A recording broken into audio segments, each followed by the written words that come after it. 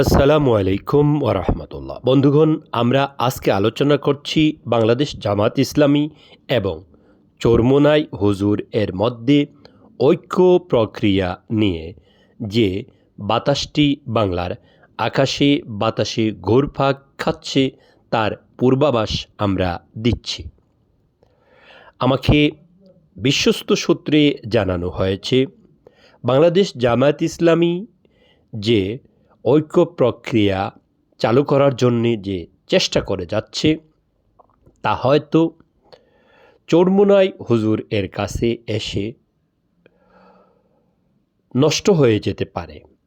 কারণ চরমোনাই হুজুর দ্বিধা দ্বন্দ্বতায়, হীনমন্যতায় এবং টেনশনে ভুগছেন।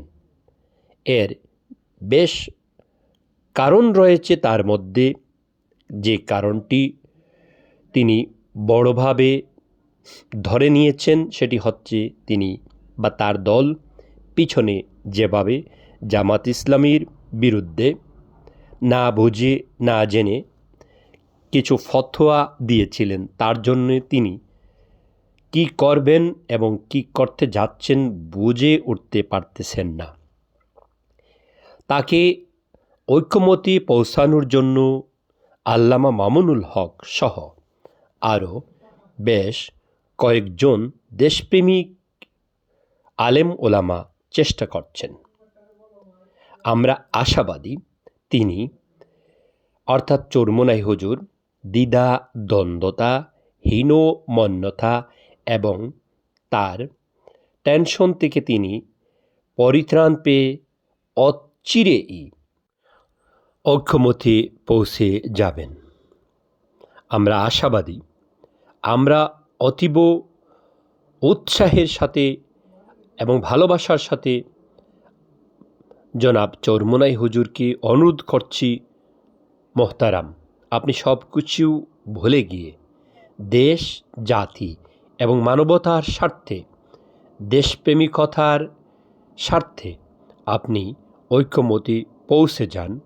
আল্লাহ তাআলা আপনাকে সম্মানিত করবেন দুনিয়াতে। আমি নিজেও একজন পীর তরিকার লোক, তার পরও আপনাকে অনুরোধ করছি, আপনি দেশের স্বার্থে, মানবতার স্বার্থে, আজ দেশপ্রেমিক জনগণ আপনাদের দিকে চেয়ে রয়েছে। দেশপ্রেমিক প্রত্যেকটি জনগণ, হিন্দু, মুসলিম, বৌদ্ধ, খ্রিস্টান, আজ নতুন কিছু একটা চাচ্ছে। তারা দেখেছে বিভিন্ন সরকারকে, কিন্তু কোনো ঐক্যমতের ইসলামী সরকারকে তারা দেখেনি।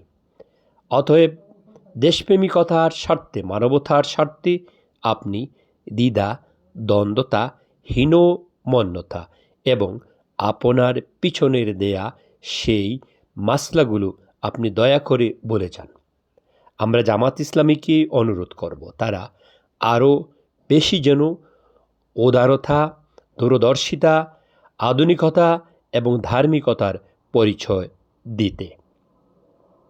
আমরা জামাত ইসলামীকে ভালোবাসব যদি তারা যে কোনো মূল্যে, যে কোনো অবস্থায়, যে কোনো পরিস্থিতি চরমোনাই হুজুরকে কাছে টেনে নিতে পারে।